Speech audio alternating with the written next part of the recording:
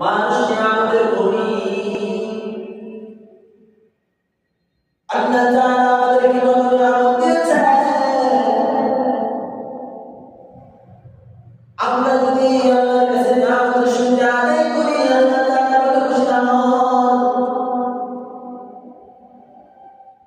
আল্লাহ তাআলা আমাদেরকে মানুষ হিসেবে বানিয়েছেন, ইচ্ছা করলে আমাদেরকে গরু ছাগল বানিয়ে দিতে পারতেন। তা